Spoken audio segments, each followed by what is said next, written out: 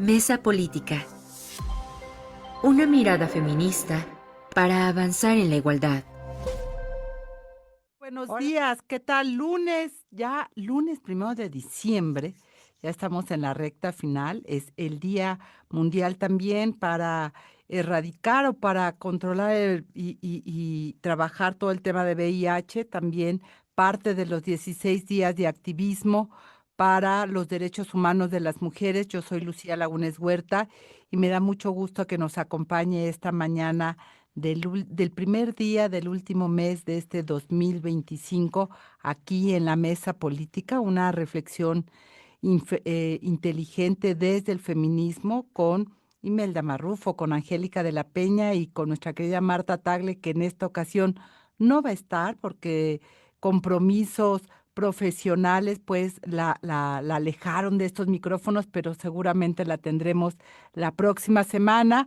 Recordarle el número de cabina 5535084761. También recordarle que nos puede seguir a través de las cuentas de CIMAC Noticias, tanto en X como en Facebook.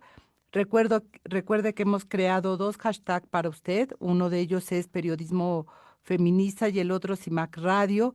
Y bueno, recordarle también todos los jueves a las 11 de la mañana a través de la frecuencia del 97.3 de FM en esa radio podrá escuchar la retransmisión de este programa y ahora mismo saludamos a las 2 frecuencias que se suman en esta transmisión simultánea. Radio Monarca 106.7 de FM, que es una radio que está en el municipio de Contepec, en el estado de Michoacán de Ocampo. Saludos. También a Radio Joco 106.9 de FM, que está en el municipio de Jocotitlán, Estado de México. Saludos. Y querida Angélica de la Peña, pues a ver, cerramos la semana pasada muy movida y le empezamos también. No nos esperábamos la renuncia del fiscal general. Tenemos versiones encontradas de la presidencia. Si les parece, escuchamos lo que dijo Claudia Sheinbaum el jueves cuando le preguntan en la mañanera lo que se estaba comentando, lo que dice el jueves, lo que dice el viernes.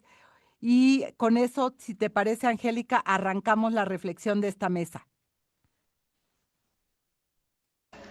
La estoy analizando con pues, los abogados, consejería jurídica, y el día de mañana les informamos. ¿Cuál es? Eso fue el jueves que ella dijo, pues no sé nada, ¿no? Estamos checando. Vamos al viernes, la tenemos por ahí, por favor.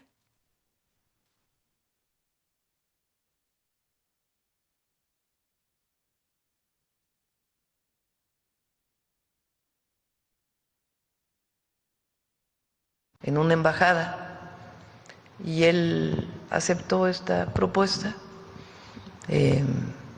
Ya pronto vamos a decir a dónde se va a ir, porque tiene que haber un proceso de la Secretaría de Relaciones Exteriores con el país, y hasta que no se acepte pues las credenciales, entonces no puede anunciarse, esa es una regla. Pero aceptó el fiscal y aceptó, bueno, más bien él nombra a Ernestina Godoy. Y bueno, estaba la parte final donde nos dice que él nombra a Ernestina Godoy como su reemplazo temporal. Hoy en la mañana le preguntaba a Dalila, la reportera Dalila de Proceso, que qué había pasado porque se había ido Gers Manero. Ya dice que pues es un acuerdo entre ambos, que lo pensaron, que se cierra una etapa, etcétera, etcétera. Muchos rumores a lo largo del fin de semana, pero lo cierto es, mi querida Angélica, que si hay una deuda en este país en materia de derechos humanos, pues tiene que ver con la justicia. Y la fiscalía ha sido una piedra de tropiezo precisamente para poderlo lograr. ¿Qué lectura haces, mi querida Angélica de la Peña, de la salida de Gers Manero, de la llegada de Ernestina Godoy? Bueno, en primerísimo lugar, bueno, un saludo a toda nuestra audiencia y a ti, querida y al equipo de CIMAC. Un abrazo también a Imelda, extrañamos a Marta. Sobre este asunto que es de una gran importancia para el país, lo primero que se me viene a la reflexión es qué complicado es lograr en nuestro país que las procuradurías de justicia transiten a ser organismos autónomos de procuración de justicia, como ya lo establece la Constitución desde hace muchos años. Siguen comportándose como procuradurías en los estados y a nivel federal. Bueno, pues sabíamos que con Gers Manero había un estira y afloja, según se ha ventilado respecto de, sobre todo ahora en este sexenio con la presidenta, en el sentido de que no había muy buena relación, asuntos que se estaban complicando, otros asuntos que quizás no debían perseguirse. En fin, hay mucha especulación, como tú bien mencionas, y en los medios de comunicación, articulistas, periodistas, todos y todas coinciden en que no es un proceso transparente para, en primer lugar, remover al fiscal.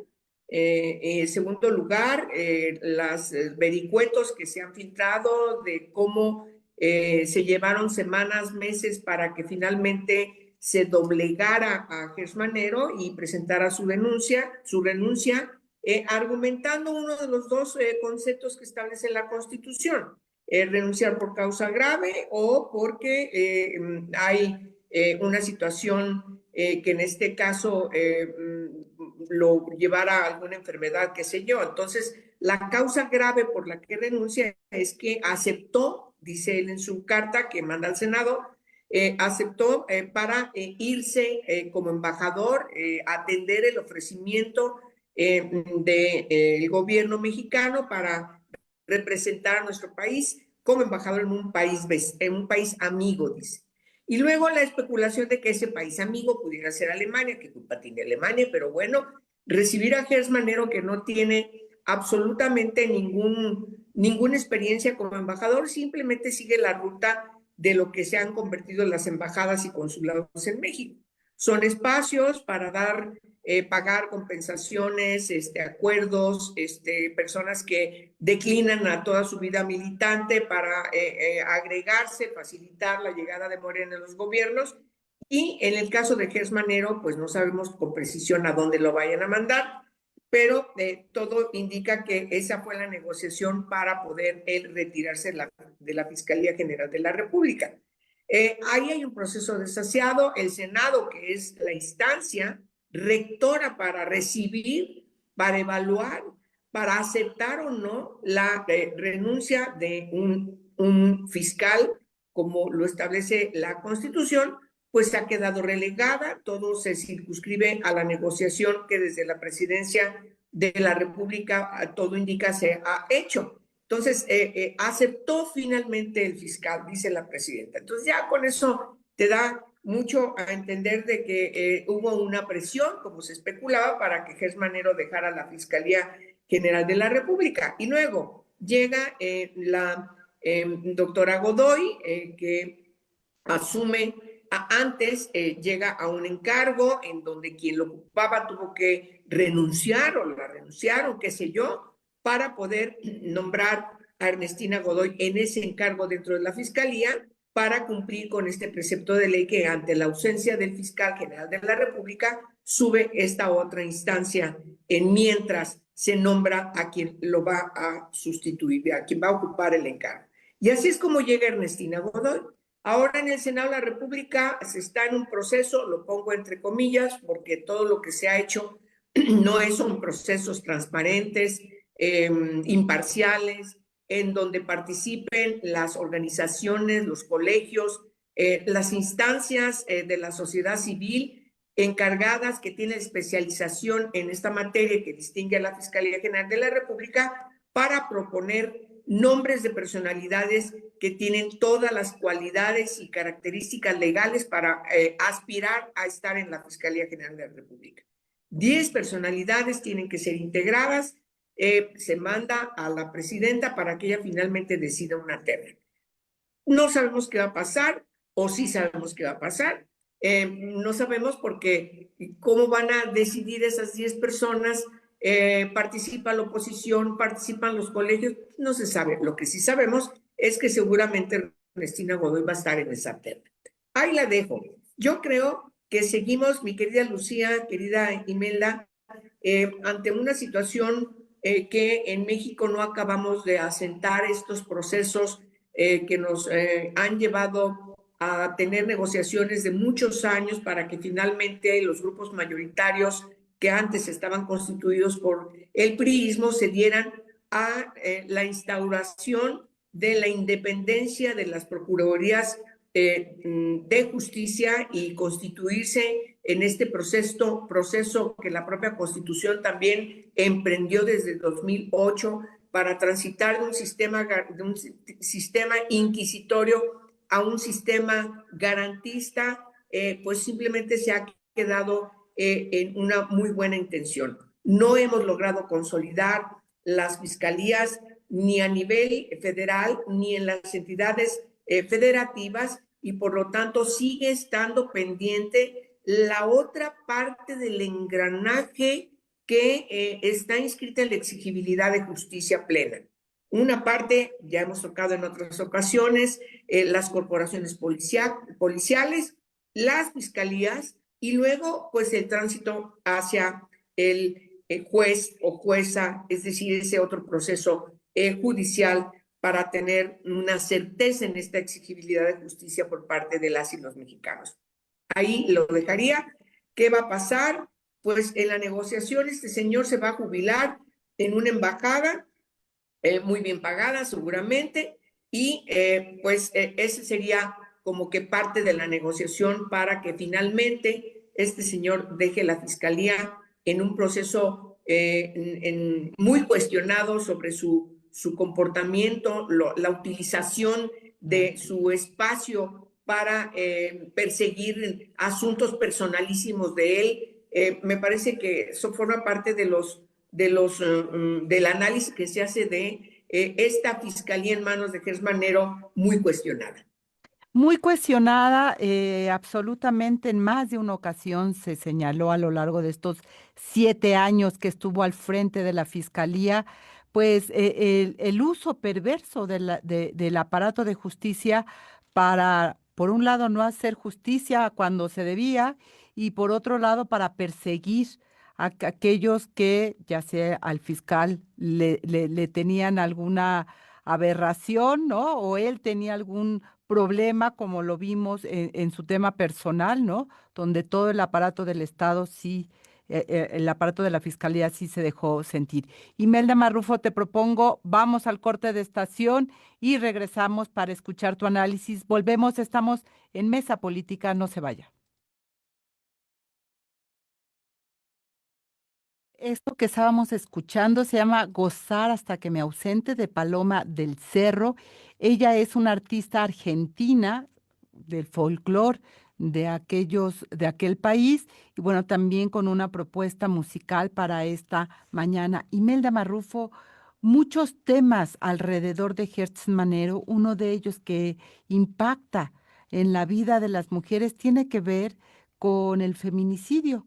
Recordemos cómo en 2020 el fiscal, casi, digamos, en su primer actuaciones como fiscal autónomo, y permítanme hacer las comillas, em, propone eliminar el tipo penal del feminicidio porque dijo, le era muy complicado a los jueces poderlo demostrar, no encontraban la forma, y luego recordarás, Imelda, salió a conferencia de prensa y dijo que no es que lo quisiera quitar, sino que quería facilitar para que pudieran, pues, las mujeres tener justicia, porque era muy complicado eso de, pues, que no entendían cómo, ¿verdad? En fin. Imelda Marrufo, 7 años de un fiscal que no le interesó la vida de las mujeres, no colocó en el centro pues su deber, que era pues la justicia. No sé qué lectura haces tú, además con toda la trayectoria que tienes de defensa y que has visto pasar fiscales generales, locales, etcétera. Y una cosa más, mi querida Imelda, hoy la presidenta decía en la mañanera que la llegada de Ernestina garantizaba la coordinación, que era uno de los temas. No lo dijo así, pero lo dio a entender que nunca se pudo desarrollar con Gers Manero. Y me parece que ese es un elemento clave, sobre todo en las entidades federativas, donde pues nada más la posibilidad de atracción de ciertos casos no llegaba nunca. Sí, claro, Lucía. Bueno, pues buenos días. Abrazos, querida Angélica. Por supuesto, Lucía, a ti y a todo el equipo. Y por supuesto, saludos a nuestra querida Marta Tagle y a todas las personas que nos escuchan, que compartan esta transmisión y que comenten. Pues efectivamente, Lucía, yo por supuesto me adhiero a varios de los comentarios que ya la querida Angélica ha comentado. Y respecto de lo que deja pendiente, Gers Manero, Lucía querida. Efectivamente, yo recuerdo el 2020 cuando se da esta gran discusión y se tuvo que parar esta decisión de Gers Manero de eliminar la tipificación de feminicidio. CIMAC dio muy bien seguimiento a las discusiones y hubo desde las diferentes organizaciones colectivas y legisladoras quienes nos opusimos, querida Lucía, a esta definición o a esta decisión porque claro que el fiscal argumentaba que era muy difícil acreditar ese tipo penal, ¿no? Y en ese sentido, pues se inicia esta discusión importante a la que nosotras considerábamos pues un retroceso, porque Lucía, recordarás, Angélica también, que la propia CEDAW desde antes del 2012 o en ese contexto plantea efectivamente que se avance en los tipos penales. Entonces, digamos, esa es una de las grandes cosas que deja, es decir, investigaciones también, Lucía, en materia de desaparición. Recordemos que la propia Fiscalía tiene una subsecretaría de Derechos Humanos en la cual le compete todo lo que es los delitos de trata. El caso Ayotzinapa, Lucía Angélica, está dentro de la Fiscalía en esta subsecretaría. Por supuesto, además, la Fiscalía de Desapariciones, ¿cierto? Y de violaciones graves a los derechos humanos. Entonces, eso también deja pendiente. Gers Manero, efectivamente, fue denunciado por parte de las organizaciones que acompañaron el caso Ayotzinapa, como de manera flagrante corrió al fiscal que estaba haciendo las investigaciones de este caso, recordaremos, ¿no? Cuando efectivamente era el fiscal en el que las familias habían depositado confianza. Entonces, digamos que el único caso que sí se avanzó, ni siquiera Odebrecht, que era el caso emblemático, que así nos lo colocaron, ni siquiera ese, Lucía, pero lo que sí se avanzó fue en el caso de su familia. Efectivamente, el caso de Laura Morán y de contra su sobrina, que fue encarcelada y después escarcelada, ¿no? Recordamos la filtración de los audios. Ya desde ese momento, desde mi punto de vista y de muchas personas más, Lucía, planteábamos que ese era el momento para que esta persona pues renunciara o se le pidiera su renuncia desde ahí. O sea, ¿cómo fue posible que ante esa, digamos, tan cínica manera de resolver, ¿no? Entre comillas, de resolver, efectivamente se le permitiera, o sea, se le dejara? Pero bueno, vendrían otros casos que sería, para los cuales esta persona quizá sería importante para el gobierno anterior de Andrés Manuel, que consideraba otro de sus hermanos, porque además lo apoyó, Lucía, frente a estas posiciones de renuncia, lo apoyó. ¿Y qué hizo Gers Manero en el caso de Seladmerc? O sea, nada, ¿no? Entonces, de Sí, alguna no, manera, total.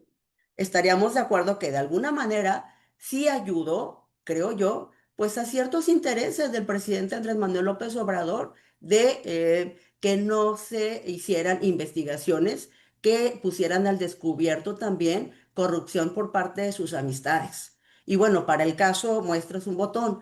Díganme ustedes cuáles fueron las investigaciones que hizo sobre el huachicol fiscal, si ya se sabe que el huachicol ya tenía años de haber operado, ¿cierto? O sea, él no lo vio. Entonces, digamos que en ese sentido estaríamos hablando, ya Angélica lo decía, no hemos tenido ni hoy ni en el pasado fiscalías autónomas. Esta es del 2019 y no fue ni autónoma ni será autónoma en esta administración. y efectivamente yo me pasaría a comentar, Lucía, algún aspecto sobre la llegada de Ernestina Godoy, en la que tampoco será autónoma esta fiscalía, dicho sea de paso, pero sí creo que lo que pretende la presidenta es una alineación. Harfuch, ¿no? Ernestina Godoy, que además fueron sus piezas claves en el En la gobierno Ciudad de de la Ciudad de México. México, en el asunto de cómo trabajaron estas dos, digamos, áreas o personas al Mm, interior del equipo de Claudia Sheinbaum dentro de sus personas de confianza y la alineación que ella necesitaba de tener un equipo de ese tamaño en el Gabinete Nacional con todo y de que se dice que es autónoma. Entonces yo creo que lo que se estaría buscando es eso y para lo cual pues GERS ya no funcionaría o no funcionaba en esa misma línea. Ahora bien, yo diría, para también dar el uso de la palabra a mi querida Angélica, pues yo diría que también me parece que la parte que sí fue interesante del trabajo de Ernestina está relacionado con las investigaciones y con esta Fiscalía de Feminicidios mm, que dirigió Sayuri y que podría ser como muy cuestionada, muchas cosas de Resina, pero que me parece que en esa línea sí se reflejaría un poco una posibilidad de que hubiese más apertura que como la hubo con Gersmanero.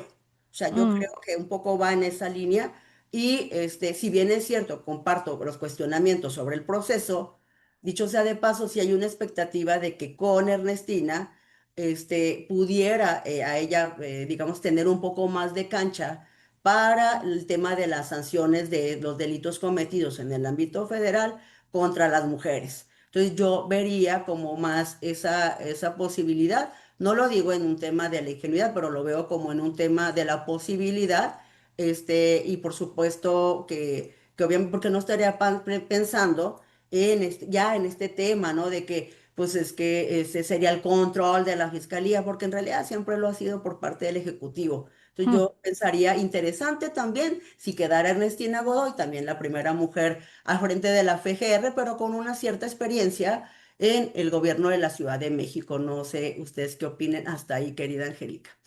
Pues, a ver, Angélica, dice Imelda, una alineación Harfush, fiscalía, y la intención de la alineación es como para qué, siguiendo esta dinámica, esta propuesta de reflexión que nos da Imelda Marrufo. ¿Tú para dónde ves esa alineación en un tema tan grave que tiene ahora la presidenta en temas de seguridad, huachicol fiscal, en fin, delitos de alto impacto? Bueno, sí, yo creo que es importante destacar que ambas personalidades formaron parte o forman parte también ahora del equipo de la presidenta. Claro. Mira, cuando alguien llega a un encargo público, evidentemente intenta o se propone tener personalidades que puedan trabajar como parte de ese equipo, ¿sí? Yo entiendo eso como un requisito de eficiencia desde el aspecto de lo que plantea quien está al frente de ese encargo. Sin embargo, también hemos estado planteando siempre que quienes además o sobre todo quienes llegan a ese tipo de encargos como parte del equipo de quien está al frente de las decisiones y del poder, pues tengan las personalidades totalmente profesionales, adecuadas, formadas y que puedan trabajar desde un ámbito de certidumbre y hay cierta libertad para poder dar buenas cuentas. En este caso, debemos destacar que no es lo mismo hablar de la Secretaría de Seguridad, que forma parte del gabinete de la presidenta, ¿sí? Y estos requisitos que yo acabo de mencionar son sine qua non, ¿sí? Y por el otro lado, estamos hablando de una Fiscalía General de la República que no debería tener ninguna cercanía con los entes gubernamentales, porque la Constitución la define como una instancia autónoma. ¿Eso qué significa? Que debe tener libertad absoluta para poder investigar incluso al propio gobierno, ¿sí? Me parece que no es gratuito y tendremos que revisar otra vez todos los argumentos que se esgrimieron en esta reforma constitucional para definir que las procuradurías en los dos órdenes de gobierno fueran autónomas e independientes de los entes gubernamentales, porque entonces no hay condiciones de libertad, de autonomía y de independencia para también investigar a los entes gubernamentales, ergo para detener o prevenir la corrupción desde estos entes gubernamentales. De manera que ahora lo que debería pasar es que esta terna que finalmente se decida, pues tengan estas características definidas como requisitos sine qua non establecidos en la Constitución. 3 personalidades que no tengan relación con quien está al frente del gobierno federal, porque esta instancia, la Procuraduría General de la República, debería tener autonomía, debería tener libertad para incluso llevar adelante cualquier situación que sea señalada a los entes gubernamentales. Si es alguien que forma parte del equipo de la presidenta, nunca vas a tocar a la presidenta. Nunca vas a tocar a quienes están formando parte del equipo de la presidenta. De manera que desde ahí están las cosas mal.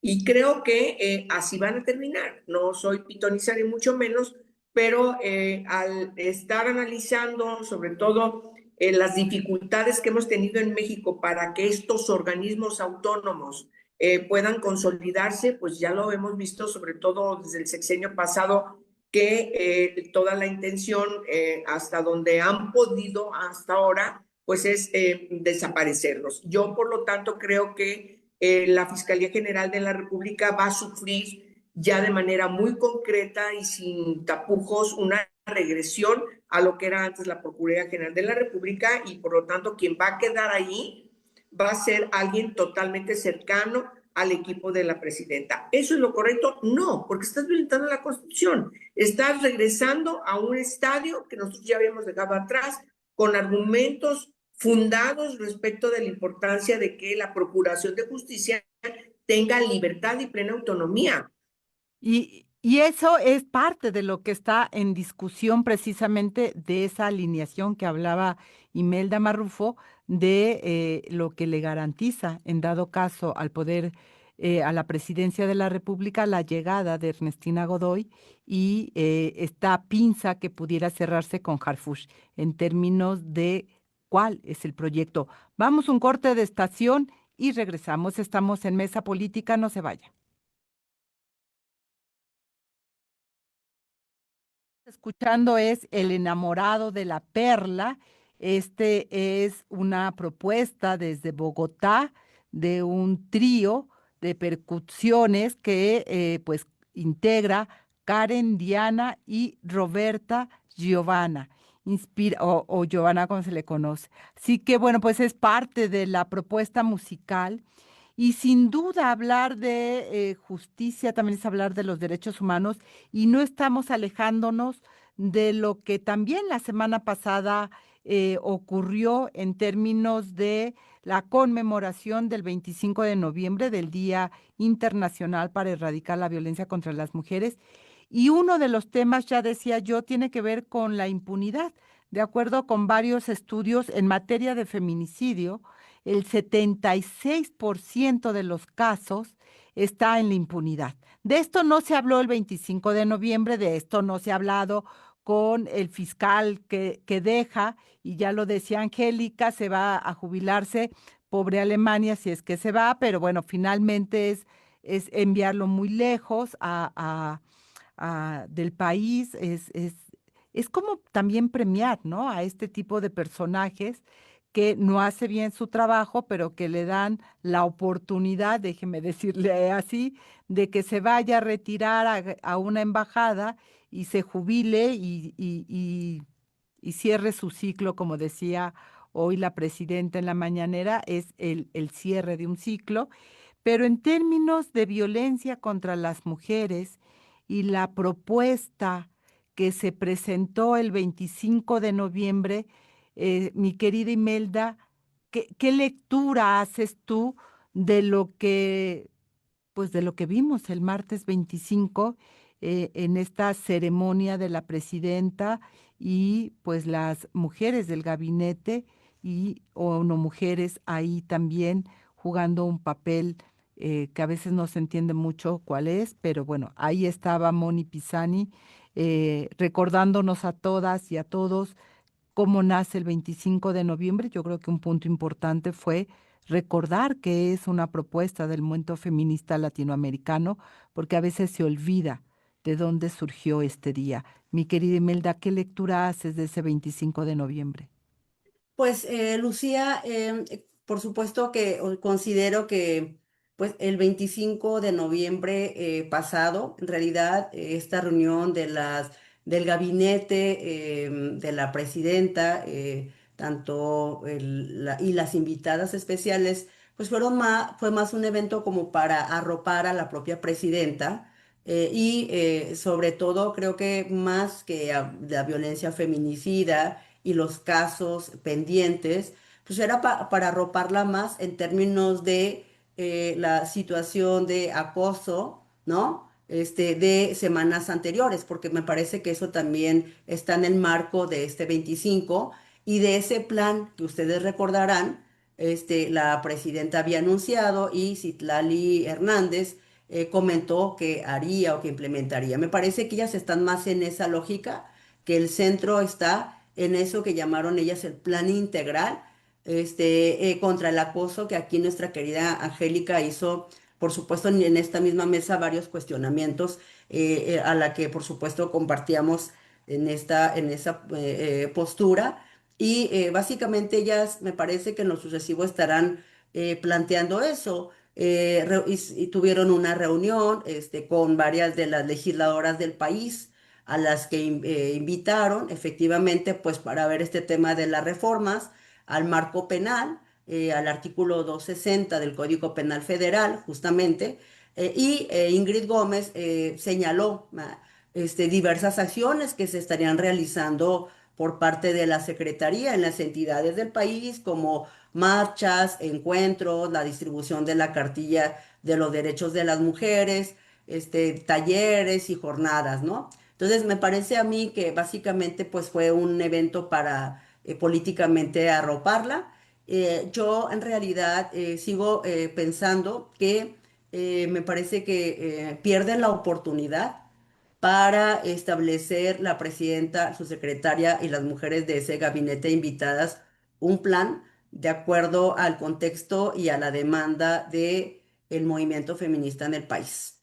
O sea, me parece que eso se pierde, eso no lo vemos, Lucía querida. Mm, O sea, no se habla nada ni para cuándo las alertas y que finalmente es una situación, digamos, un mecanismo demandante y un mecanismo del que desde el principio de este año, ¿no? Ha quedado esta figura abandonada por parte de las autoridades del gobierno. Entonces me parece que sí se pierde esa oportunidad, ¿no? mm. De poderlo colocar como parte central, pero también me parece que no tenían muchas, o sea, sería un poco contradictorio o mucho o muy contradictorio, queridas, si recordamos el presupuesto que van a destinar para el próximo año.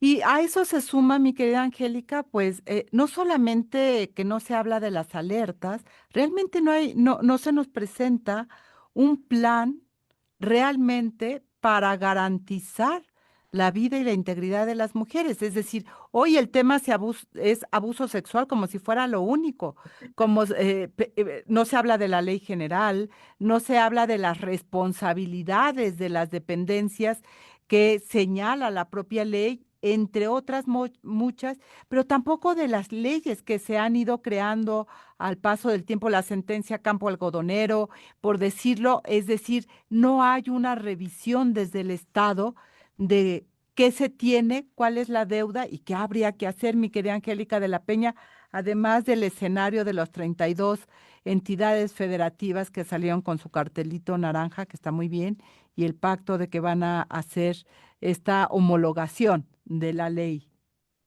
Sí, del feminicidio, que nos dicen que ya están trabajando en los congresos locales para que el tipo penal vaya en el mismo sentido que se ha definido el Código Penal Federal. Me parece que, bueno, miren, es increíble. La subsecretaria que mencionó efectivamente Imelda, Ingrid Gómez, presenta este plan con acciones en los 16 días de activismo que se han establecido desde el 25 de noviembre hasta el 10 de diciembre con diversas actividades, y entonces ella lo presenta como brindando una caja de herramientas materiales de difusión y una amplia cartelera nacional, estoy leyéndolo textual. Los ejes tienen que ver con la difusión, la sensibilización y la concientización para efectivamente dirigirse contra el abuso sexual, etcétera, etcétera. Y plantean una serie de actividades desde cine, desde estas fotos, desde caminatas. muy buenas intenciones que se alejan. Yo creo que ni siquiera la organización, voy a hacer un comentario muy fuerte y me lo van a perdonar, pero ni siquiera una organización de mujeres, del movimiento amplio de mujeres, se atrevería a hacer una propuesta en el marco de las actividades que tienen que distinguir estos 16 días de activismo, planteando la sensibilización pues de quiénes, pues de los que abusan sexualmente, de los que violentan hacia las mujeres, es decir, no le ponen nombre y apellido a las cosas. Cuando el INEGI nos está ratificando en cada una de sus encuestas de que no solamente aumenta el feminicidio cada día, sino que siguen afectándose 2 de cada 3 mujeres entre 15 años y 40 años sufriendo alguna modalidad de violencia. Es una realidad que seguimos arrastrando, y ahora que tenemos una Secretaría de Estado en el marco del gabinete, yo lo menciono mucho, me parece que se queda todavía en una situación de no entender la magnitud de la definición de formar parte en el marco del gabinete. Los institutos o mecanismos o secretarías, como se quiera llamar, en las 32 entidades federativas están desarticuladas. Muchas oficinas sobreviven apenas con algún recurso para no cerrar sus puertas. No hay manera de que haya una articulación de la política pública y sobre todo, y eso lo quiero reafirmar, del cumplimiento de la ley. Hay un marco jurídico en México que se tiene que respetar, tanto para trabajar, para prevenir y atender y, por supuesto, sancionar la violencia, siempre con un cometido de su eliminación. La violencia que se sufre contra las mujeres y las niñas por ser mujeres y por ser niñas.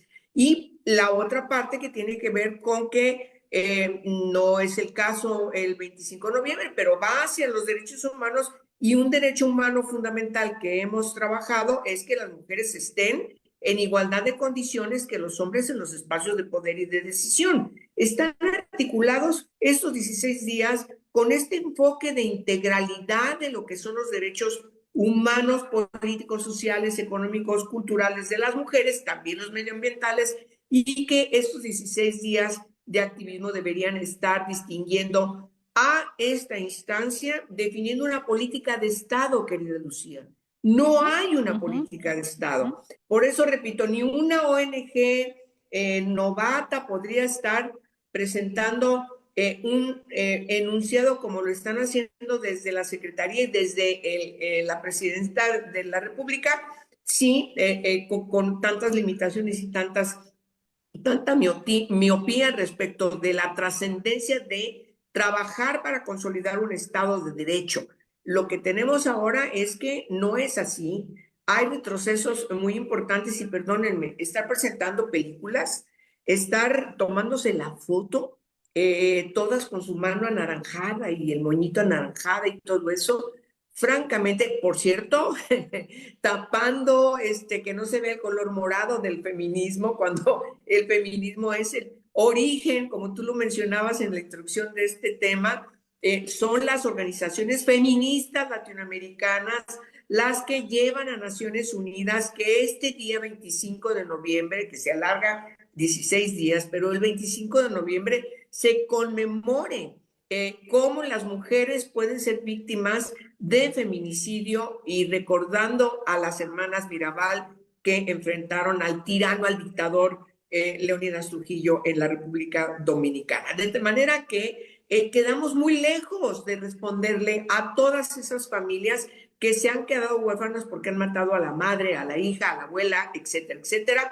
Y también nos quedamos muy lejos de, como también lo mencionaban aquí, de comprender la parte fundamental de la Ley General de Acceso de las Mujeres a una Vida Libre de Violencia, con la articulación de los modelos que tienen que articularse con la política pública, efectivamente también con la sanción, pero sobre todo con la prevención. No hay una propuesta de política de gobierno para prevenir. Esa es la parte sustantiva que queda abandonada en esta buena intención. Yo no digo que no tengan buenas intenciones, pero así no se trabaja en una política de Estado, y menos De- cuando de- es nacional. déjame ser un poco la abogada del diablo, pero yo te diría, en esta propuesta de prevención que yo le pregunté a la secretaria Citlali Hernández cuando la entrevisté, para ellas es la propuesta de cambio cultural. Y el cambio cultural tiene que ver con que los hombres se den cuenta de que el machismo también los afecta y que tienen que dejar de ser machos y poder hacer un pacto para ser unos hombres respetuosos de las mujeres. Y de esto, a ver qué me dicen regresando del corte de estación. Estamos en la mesa política, no se vaya, volvemos. Además de este bonito cambio cultural, estamos ya de regreso aquí en la mesa política. Algo que me parece muy importante es que la propia Sayuri, que ahora está en la Secretaría de las Mujeres, señalaba que de cada 10 mujeres que son víctimas de feminicidio, 8 eran madres. Es decir, ahora que tú señalas esto, Angélica de la Peña, de los impactos de esta violencia feminicida, estamos hablando de hijas e hijos que quedaron huérfanos y que el Estado no les responde ante eso. Muchas, y Imelda, tú lo sabes muy bien, han sido testigos de la muerte violenta de sus madres, del feminicidio de sus madres, con secuelas gravísimas que han quedado abandonados estas niñas y niños por el Estado. Y revisando mis anotaciones de lo que fue el anuncio de entonces, del 25 de noviembre, de esto no se habló. No se habló de este desamparo en el que el Estado ha dejado a las víctimas, es decir, no solamente la orfandad por feminicidio, que es un tema que colocó CIMAC Noticias a la luz precisamente cuando no se hablaba de ello, y que además dejó clara muestra quiénes se hacen cargo de esas niñas y de esos niños, si son las abuelas. Que no tienen pensión, las abuelas que tienen que se vuelven además defensoras en búsqueda de justicia, que se quedan en una pobreza impresionante y que no cuentan con ninguna respuesta del Estado en ningún lado. A propósito de esto que tú señalas, mi querida Angélica de la Peña, de la ausencia de una política de Estado que mire todos las caras de lo que es la violencia feminicida, Imelda Marrufo, creo que eso es lo que más extrañamos el 25 de noviembre. Sí, claro, y Lucía, efectivamente, plantear el tema de los cambios, del cambio cultural, por supuesto que es un eje, pero no es todo. Y en ese sentido, efectivamente, la obligación de la eliminación de la discriminación y de que se evite cualquier forma de violencia es una obligación de inmediato cumplimiento, ¿no? O sea, no es como para ver cuándo, es inmediato. Entonces, eso no lo podemos perder de vista. Por eso me causaba simpatía, como dices, Angélica, cuando habla de cómo es posible plantear un conjunto de acciones desde una política federal, ¿no? En el marco de estos de los 16 días, cuando estamos hablando de la urgencia de contar con una política que atienda elementos de cambios estructurales, Angélica. Y esto implica efectivamente el transformar un planteamiento para transformar las fiscalías, ¿cierto? Todo el tema de los primeros respondientes y lo que tiene que ver con esta acción de prevención, que no es solo policías, pero que sí implica esta acción, por ejemplo, de la justicia cívica a nivel comunitaria. ¿Me explico? Y también esta transformación y estos cambios que debe existir, sobre todo también a nivel de los poderes judiciales, que nos siguen quedando a deber por toda esta reforma que estamos viviendo. Entonces, aunado a esto, querida Lucía, yo en una conferencia del viernes pasado, entre magistrados, magistradas y jueces, juezas aquí en Chihuahua, en Ciudad Juárez, a propósito de que tenemos un tribunal especializado en violencia de género contra las mujeres, del cual somos coimpulsoras, pues planteaba esto, fíjate qué importante lo que tú nos recuerdas, Lucía, justo planteaba yo en mi conferencia, el recordar que por las situaciones de la violencia que hemos vivido en el país, desde hace años, Lucía, estamos hablando de las y los huérfanos. O sea, de los niños, de las niñas que incluso vieron cómo asesinaban a sus padres y a sus madres cuando entraban a las casas. O sea, todo el tema de la orfandad y del cual en aquellos años, hace 15 años atrás, el único planteamiento, Lucía, era darles un fondo de 300 pesos o de una beca para los huérfanos, ¿no? O que el DIF lo recogiera. Estamos hablando de 15, 16 años. Esos 15 niños de 15 a 16 años, muchos de ellos en una política de abandono, ¿no? Para las adolescencias, ¿qué es lo que vemos hoy? Desde hace tiempo, incluso en esta mesa, hemos hablado del tema del reclutamiento, Angélica. Imagínate lo grave de lo que hoy estamos viviendo. ¿Qué significa un reclutamiento forzoso? Y decía yo, ¿no? Es el reclutamiento que se realiza desde los jóvenes, que en muchos casos van a parar a anexos o en espacios, como decía, de los propios lugares hasta de boxeo y de ese tipo de cosas donde lo reclutan. Y comentaba que en mi experiencia y conocimiento por el trabajo comunitario que hacemos territorial, me había tocado conocer, Lucía, de jóvenes que habían intentado ser reclutados, que no lo quisieron y que después fueron incluso asesinados. Entonces, eso es una situación que no está en el centro, por eso hablo que el planteamiento y la oportunidad de que presenten una propuesta que atienda estos cambios estructurales de capacidades operativas a nivel del sistema, ¿no? De las fiscalías, de los centros de justicia, es difícil o cómo puedes hacerlo con un presupuesto a la baja, a la baja. Absoluta- Entonces, bueno, pues esa sería mi reflexión, Lucía. Totalmente. Estos cambios estructurales, este aparato de Estado, esta política de Estado, Angélica, es lo que no hay. Y me llama la atención muchísimo que Imelda sí hable de la política de abandono, ¿verdad? De las víctimas. Es decir, pareciera que es una intención abandonar a las víctimas de cualquier delito y entre ellas, por supuesto, las víctimas de estas niñas y niños de orfandad por feminicidio, que ni siquiera sabemos realmente cuántos son, qué edades tienen, cuáles son retos que enfrentan. Y tú fuiste presidenta, Angélica, de la Comisión de Niñez en la Cámara de Diputados. Sabes de lo que estamos hablando y sabes de las dificultades y nada de esto, que eso es lo que eh, em, me llama la atención, nada de lo que se ha construido desde el movimiento feminista es rescatado en esta política donde se supone que llegamos todas, mi querida Pues sí, Angélica. pues sí, yo constituí la Comisión de la Niñez, la Comisión de Derechos de Niñas, Niños y Adolescentes, y desde entonces está integrada en las comisiones ordinarias de la Cámara de Diputados y también del Senado de la República. ¿Y cuál es lo que se revisa desde estas comisiones?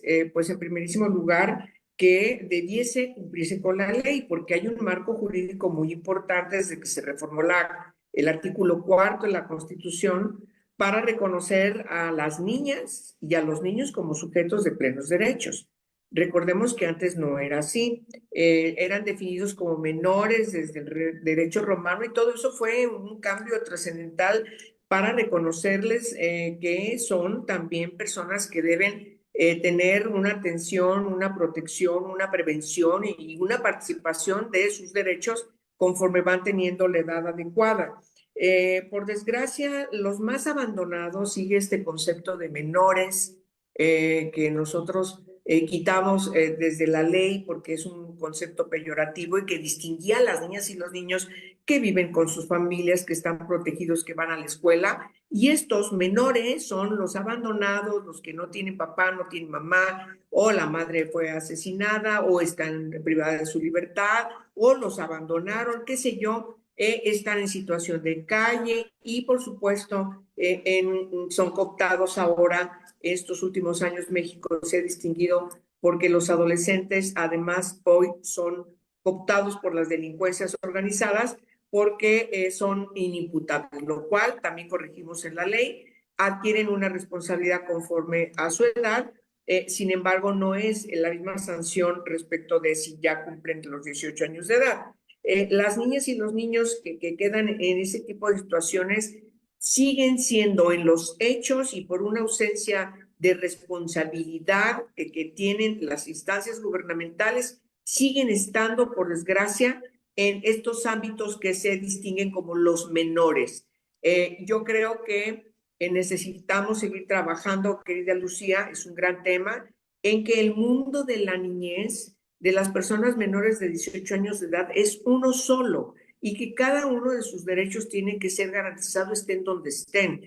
Este enfoque holístico que se construyó desde la Convención sobre Derechos de la Niñez nos lleva efectivamente a garantizar la protección irrestricta de quienes son personas menores de edad, estén donde estén, bajo cualquier circunstancia, y ciertamente madres, padres, tutores y custodios tienen la responsabilidad, pero también el Estado tiene que garantizar que esa responsabilidad se cumpla, y cuando no tienen esa responsabilidad asegurada, el Estado tiene que asumirlo para garantizar su plena protección.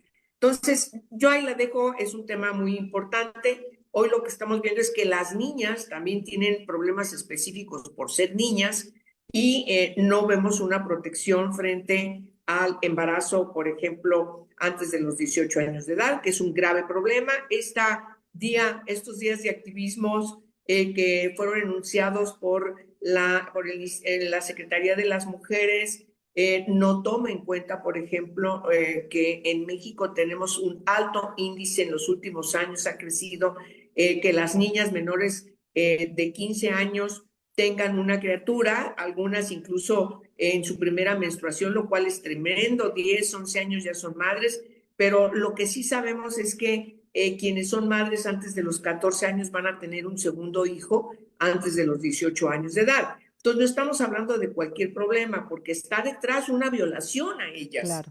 Una violación sexual, no abuso sexual, perdónenme. Hay que ponerle nombre a las cosas como deben ser nombradas. Estos días de activismo de abuso sexual, ¿qué es eso? El abuso lo dejamos desde el siglo pasado, ¿no es cierto, Imelda? Lo dejamos atrás, se llama violación, hay que decirle las cosas como se deben llamar. O violencia sexual. Por eso, violación es una violencia sexual, Claro. no un abuso sexual, es una violencia.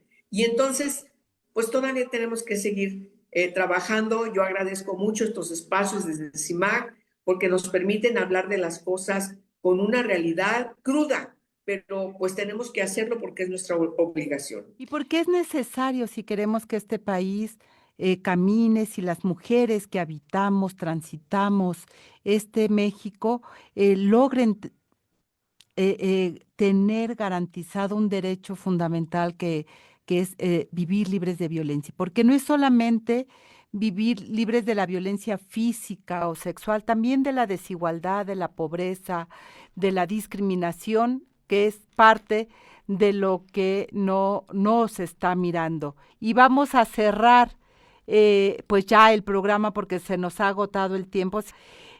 Pues despedirnos de este programa y bueno, pues agradecer como siempre la producción del programa que corrió a cargo de Lucero Zamora, Saraí Nicanor y Abril Holguín en la asistencia de producción, Marlene Galván, quien realizó el guión y la selección musical. Yo soy Lucía Lagunes Huerta. Nos escuchamos el próximo lunes a las 10 de la mañana en una emisión más de La Mesa Política, una mirada feminista para avanzar en la igualdad. Nos escuchamos la próxima semana. Nos vemos. Mesa Política. Una mirada feminista para avanzar en la igualdad.